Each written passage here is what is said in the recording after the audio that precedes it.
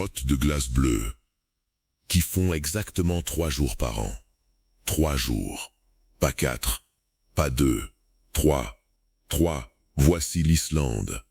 Vue du ciel, elle ne ressemble à rien de ce que vous imaginiez.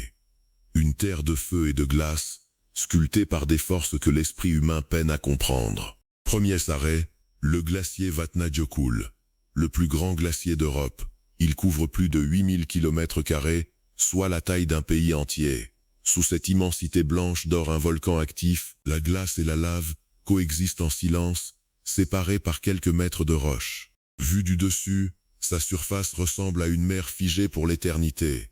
Contrastez maintenant avec les geysers de Oka d'allure. Ici, la terre respire, elle explose. Le célèbre Strokür projette une colonne d'eau bouillante à 30 mètres de hauteur, toutes les 5 minutes sans jamais s'arrêter. La vapeur monte, blanche contre le ciel gris. Le sol tremble sous vos pieds, mais la vraie surprise se cache à l'intérieur du glacier Bretamerkurjökull, la grotte de cristal de Skaftafell.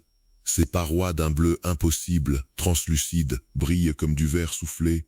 Et ce phénomène, il ne dure que 3 jours par an, 3 jours précis où la lumière entre à l'angle parfait, transformant la glace en cathédrale bleue. Près de la côte, les rivières glaciaires serpentent comme des veines argentées entre les pierres noires volcaniques.